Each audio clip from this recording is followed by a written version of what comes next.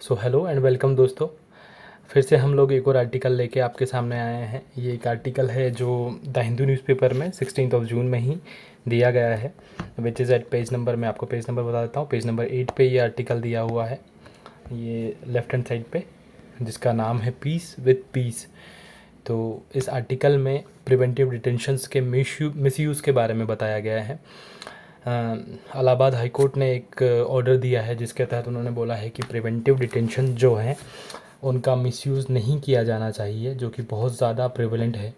Preventive detentions guys, आपके लिए मैं आपको समझा देता हूँ कि प्रिवेंटिव डिटेंशंस के थ्रू कोई भी क्राइम होने के पहले किसी भी क्रिमिनल को जब अरेस्ट किया जाए या डिटेन किया जाए, डिटेन किया जाए, तो उस केस में इसको प्रिवेंटिव डिटेंशन कहा जाता है। तो ये काफ़ी प्रेवलेंट है हमारे इंडिया में। वैसे तो कॉलोनियल ये लॉ है, लेकिन फिर भी हमारे यहाँ प्रेवलेंट है। जैसे कि एनएसए हो गया या फिर यूएपीए हो गया, कुछ कुछ प्रिवेंटिव डिटेंशन जो लॉज हैं वो हमारे यहाँ पे डिसकंटिन्यू भी कर दिए गए हैं। तो हम लोग इसमें देखते हैं, आगे बढ़ते हैं और समझाता हूँ मैं आपको कि इस आर्टिकल में क्या चीज़ें कवर की गई है।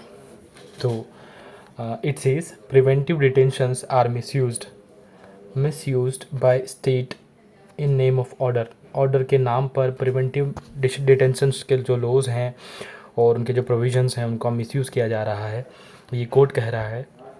So the article says in Chandarpal Singh, a matter involving preventive proceedings, the Allahabad High Court has simultaneously addressed a part of criminal justice system that often receives less attention than ordinary criminal proceedings, and the more overbearing reality of mechanisms designed to avert disturbances having gradually become instruments to deprive people of liberty.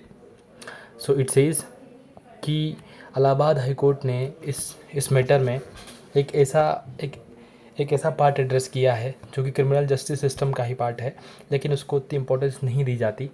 और वो part है preventive detention laws या preventive detentions का use किया जाना executive के द्वारा या एडमिनिस्ट्रेशन के द्वारा। यहाँ पे उन्होंने कहा है कि the state has power to intervene before a crime occurs. ये है प्रिवेंटिव डिटेंशन। वो जब स्टेट इंटरवेन करती है कोई क्राइम होने के पहले, और वो कब होता है कि if it is reasonably apprehensive that a person is a threat to public order.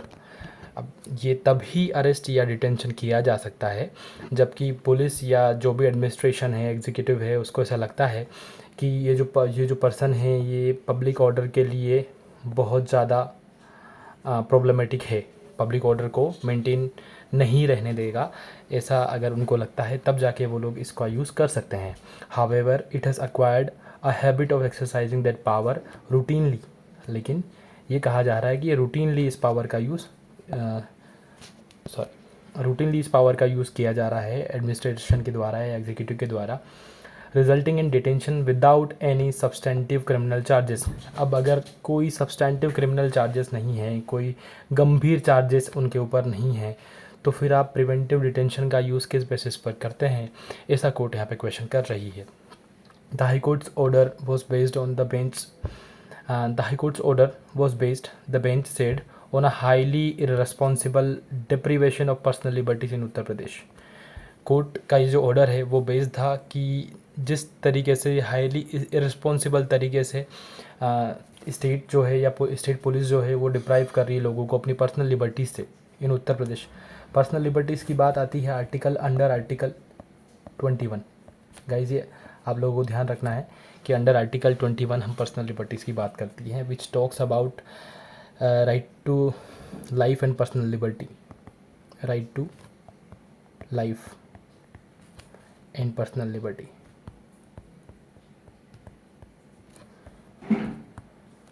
Personal liberty, sorry वो मिस हो गया। लेकिन ये हम बात करते हैं कि आर्टिकल 21 के तहत हम लोग ये देखते हैं कि right to life and personal liberty हमारी प्रोटेक्ट की जा सकती है, की जानी चाहिए। और स्टेट या स्टेट पुलिस उसको उसी को डिप्राइव यहाँ पे कर रही है, where police officers and executive court बोल रहा है कि where police officers and executive magistrates were using preventive powers to incarcerate individuals on the basis of arguably minor apprehensions. यहाँ पे कोर्ट कह रहा है कि बिल्कुल ही माइनर कोई क्राइम है, माइनर कोई एप्रीहेंशन है, उसके बेसिस पे भी आप प्रिवेंटिव डिटेंशन का यूज़ कर रहे हैं, जो कि एक ऐसी पावर है जिसका यूज़ किया जाता है एक्स्ट्रा ऑर्डिनरी सर्कमस्टांसेस में, जहाँ पे कोई ऐसा क्राइम है जो बहुत ज़्यादा गंभीर है और उसको रोकना बहुत इंपॉर्टेंट है। उस केस में प्रिवेंटिव डिटेंशन का यूज़ किया जा सकता है, लेकिन वो भी रीज़नेबल तरीके से किया जाना चाहिए। लेकिन यहाँ पे कोई रीज़नेबल तरीका नहीं है, क्योंकि ये भी माइनर एप्रीहेंशन के बेसिस पे ही अरेस्ट हो रहे हैं। In Chandrapal Singh as well the petitioner अब फिजिकली चैलेंज्ड दलित एडवोकेट। अभी चंद्रपाल सिंह जो हैं, ये केस की बात हो रही है, यहाँ पे एक केस को रिप्रेजेंट कर रहे हैं। तो उस केस में एक एडवोकेट थे जो कि हैंडीकैप थे, अब फिजिकली चैलेंज थे। अब ये फिजिकली चैलेंज एडवोकेट हैं, दलित एडवोकेट हैं, had been arrested over a petty dispute with a neighbour. अब इनको प्रिवेंटिव डिटेंशन में अरेस्ट किया गया है, और वो किस लिए किया गया है कि उनका एक डिस्प्यूट हुआ था अपने नेबर के साथ में। अब नेबर के साथ में डिस्प्यूट होने पे प्रिवेंटिव डिटेंशन का यूज़ नहीं किया जा सकता ना, that would be too much.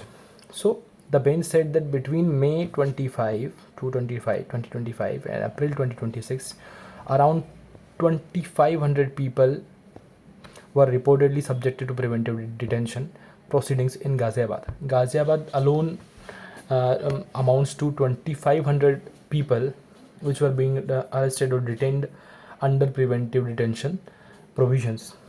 Despite a 2021 state policy guide to guide the exercise of such powers. जबकि 2021 में स्टेट के द्वारा एक ऐसी पब्लिक पॉलिसी लाई गई थी जिसमें बताया गया था कि इन पावर्स का यूज़ किस तरीके से किया जाना चाहिए, किस तरीके से रीज़नेबल रहा जा सकता है उन पावर्स को यूज़ करने के दौरान। So the guidelines in response are commendable. जो गाइडलाइंस हैं वो बहुत अच्छी स्टेट ने डिज़ाइन की थी, फॉर्म की थी, लेकिन वो इम्प्लीमेंट नहीं की जा रही है, उतने उस लेवल पर इम्प्लीमेंटेशन उनका नहीं हो पा रहा है। इफ़ इम्प्लीमेंटेड अप्रोप्रिएटली, कहा जा रहा है कि अगर अच्छे से उनको इम्प्लीमेंट किया जाए, they could reduce the use of preventive incarceration in neighbourhood and property disputes. So अगर उनका यूज़, उन गाइडलाइंस को अगर ध्यान रखा जाए अच्छे से, तो फिर प्रिवेंटिव डिटेंशन का यूज़ इन सब चीज़ों के लिए नहीं किया जाएगा कि कोई नेबर में झगड़ा हो गया है तो आप उनको प्रिवेंटिव डिटेंशन में डिटेन कर लिया, या कोई प्रॉपर्टी डिस्प्यूट है उसके लिए आपने डिटेन कर लिया। रिक्वायर एग्जीक्यूटिव मजिस्ट्रेट्स, तो वो गाइडलाइंस जो हैं वो रिक्वायर करती हैं कि एग्जीक्यूटिव मजिस्ट्रेट्स जो हैं टू जस्टिफाई देयर डिसीजंस, वो अपने डिसीजंस को जस्टिफाई करें। ऐसे जो मजिस्ट्रेट्स हैं वो अपने डिसीजंस को यहाँ पे जस्टिफाई करें। Encourage constitutional challenge to unlawful preventive detention. और जो कॉन्स्टिट्यूशन चैलेंजेस हैं, जैसे कोई अनलॉफुल अरेस्ट अगर होता है, डिटेंशन होता है प्रिवेंटिव डिटेंशन के बेसिस पर, तो उनको भी चैलेंज किया जा सके, ऐसी वो गाइडलाइन का फ्रेमवर्क है। And generate appellate scrutiny of compensation framework. और अगर ऐसा कुछ होता भी है कि कोई प्रिवेंटिव डिटेंशन में किसी को कैद कर लिया गया, अरेस्ट कर लिया गया, डिटेन कर लिया गया, तो फिर उनके लिए कंपेंसेशन फ्रेमवर्क भी यहाँ पर रखा गया है।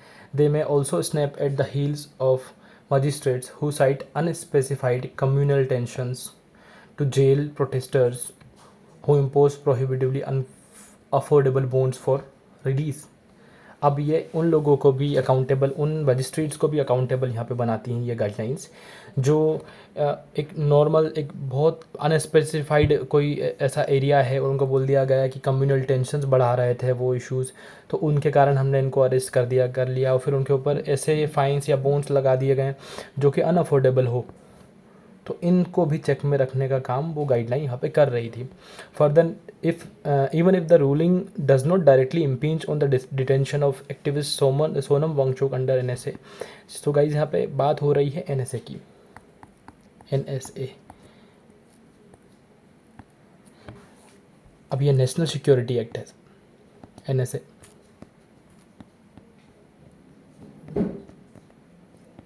इसके तहत डिटेंशंस जो होते हैं वो प्रिवेंटिव होते हैं।